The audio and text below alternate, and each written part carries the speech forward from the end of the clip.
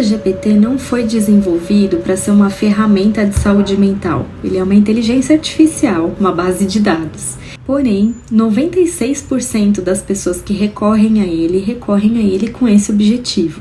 Meu objetivo é levantar alguns pontos de reflexão sobre esse uso. Não tenho uma opinião formada contra, a favor. Eu acho que tem alguns riscos que a gente deve ficar atento, mas acredito que é uma ferramenta que pode melhorar muito e que pode sim nos auxiliar.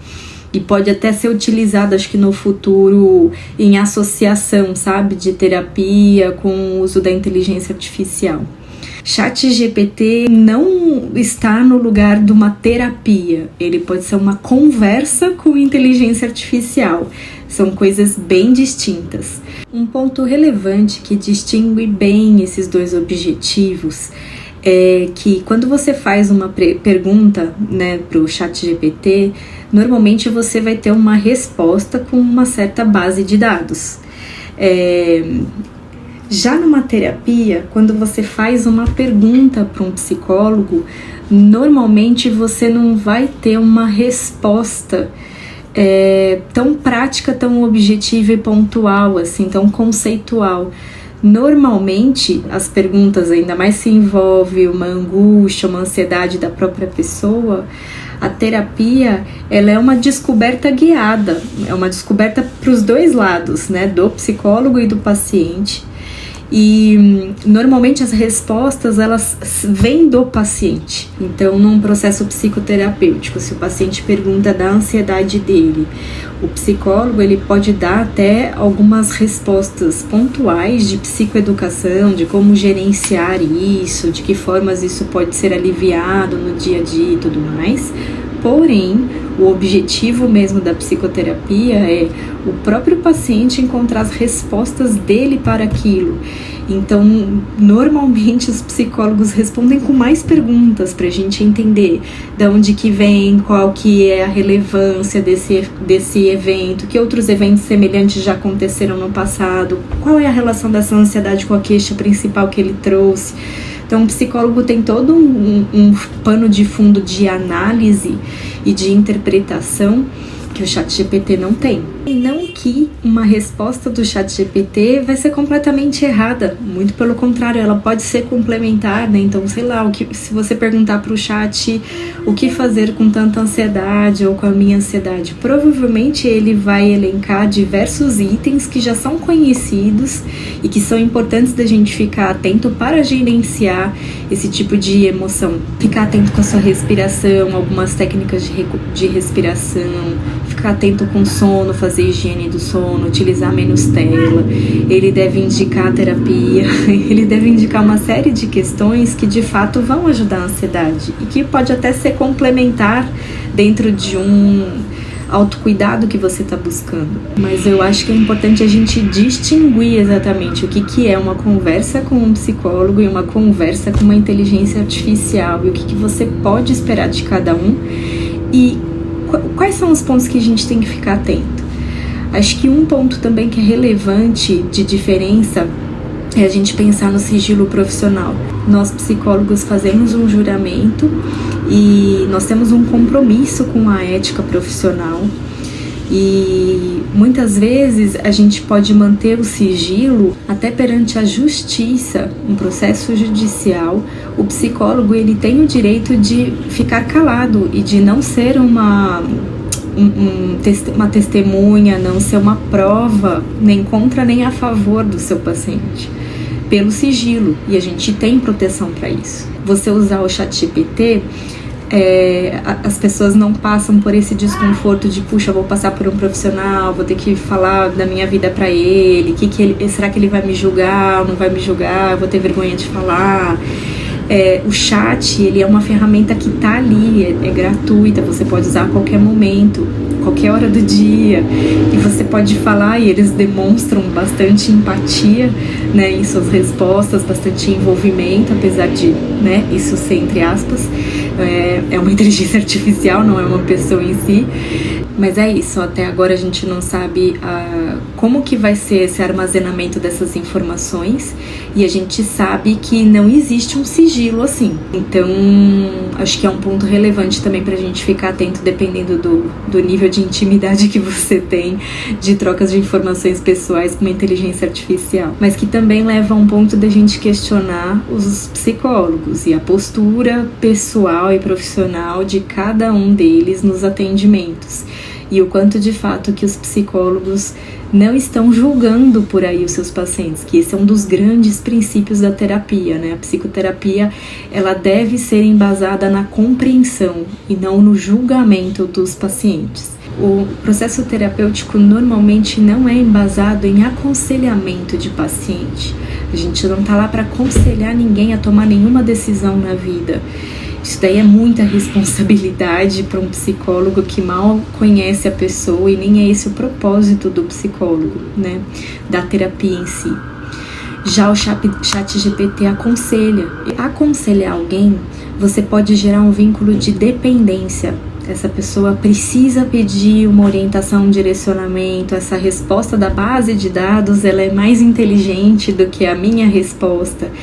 Este é um viés que a gente tem que tomar muito cuidado, porque o processo psicoterapêutico é exatamente o oposto. O que a gente busca é a autonomia da pessoa, é ela saber encontrar as respostas dela para as situações que ela vive, ela encontrar autoconfiança em quem ela é, na essência dela, nas virtudes, nos valores, e ela conseguir garantir que isso aconteça na vida dela, nas escolhas dela. Já você procurar uma resposta de ChatGPT, que é tida como a resposta mais sábia, porque vai associar com todos os bancos de dados mais atualizados, dependendo do tipo de pergunta que você faz, pode ser nocivo você desenvolver um vínculo de dependência, de precisar acessar essas respostas para de fato você tomar suas decisões, responder a alguma pessoa. No processo psicoterapêutico, nem sempre o psicólogo concorda e valida tudo que o paciente traz. Muitas vezes a gente confronta, a gente faz perguntas, a gente traz outros raciocínios que a gente já teve na outra sessão e traz questionamentos para entender qual que é o fio condutor, o que é a verdade ou a premissa que a pessoa está considerando, enfim. Já no ChatGPT, ele é constituído de uma maneira onde sempre existe uma validação, até por busca de demonstração dessa empatia, né, da inteligência artificial com a pessoa. Então, nisso a gente tem que tomar muito cuidado também em alguns casos específicos. Existiu um caso onde uma pessoa estava conversando com o ChatGPT e aí ele tinha comentado semanas antes que ele estava frustrado. Agora não me recordo exatamente o que foi, se ele tinha perdido o emprego, tinha acontecido alguma frustração muito grande que ele estava chateado. E aí, na outra semana seguinte, ele pergunta: qual é a ponte mais alta aqui de Nova York? E aí o chat responde. Qual que é a questão que foi envolvida? Até vou ver se eu acho a matéria e coloco aqui. Dentro de um processo psicoterapêutico, o terapeuta, ele faz associação desses eventos.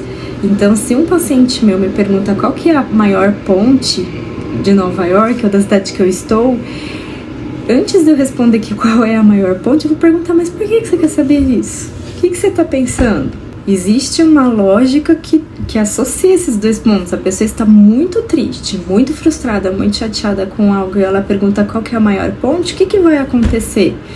E esse tipo de associação, de interpretação entre elos, né, de conversas, isso é construído numa terapia.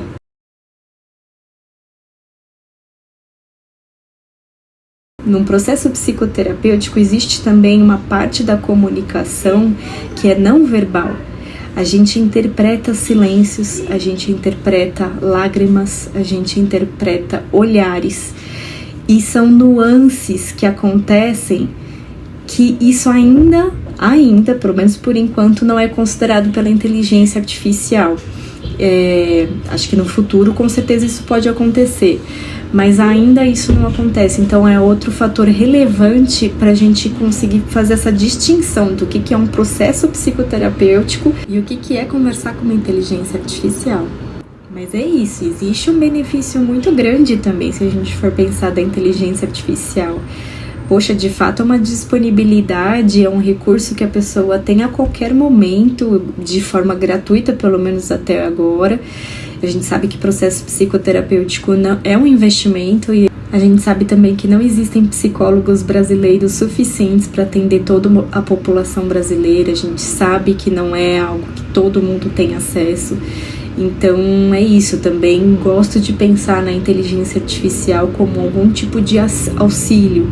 Mas é isso, acho que com essa minha fala só fica claro a questão da importância da gente ter mais entendimento disso, maior preparo desses tipos de chat que sejam específicos mesmo para a saúde mental, para daí ser utilizado com este propósito, a gente saber quais são as reais limitações disso, ou é bom para esse uso, para esse tipo de queixa, de sintoma, porque é isso, uma pessoa com fobia social, usar um chat GPT, uma pessoa com sentimentos de solidão, usar uma inteligência artificial para desenvolver conversa e vínculo, eu sinceramente não acredito que seja o mais adequado. Eu sinto que a inteligência artificial, ela pode ajudar a acalmar, a acolher, até organizar algum tipo de pensamento e de sentimento.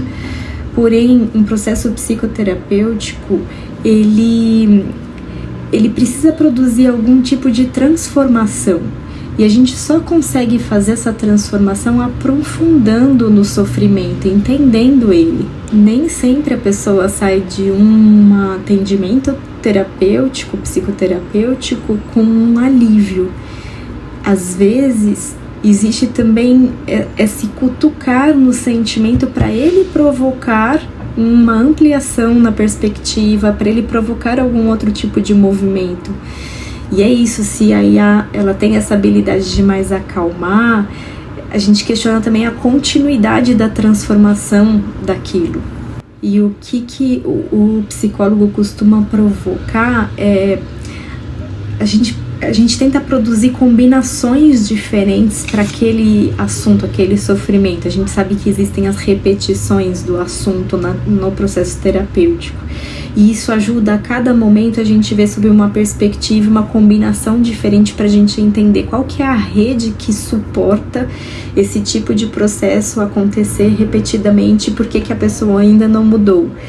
E é esse tipo de análise, de produção de combinações e de perguntas diferentes e de ver sobre perspectivas diferentes que auxilia a pessoa a construir um caminho diferente para resolver aquilo. Isso é algo que eu acredito que a inteligência artificial ainda não tenha. Ela depende muito da pergunta que a pessoa faz. E muitas vezes no processo psicoterapêutico é o psicólogo que traz essas perguntas. Normalmente a gente constrói um caminho junto com o paciente para o paciente encontrar as respostas dele. E isso faz parte do nosso objetivo de desenvolvimento de autoeficácia no paciente, e independência dele em relação à terapia e autoconhecimento. Então é isso, acho que tem diferenças bem marcantes e importantes para serem consideradas no uso da inteligência artificial, para quando você for utilizar em saúde mental, saber o que você está procurando, com que objetivo e tomar cuidado com esses aspectos que eu comentei aqui.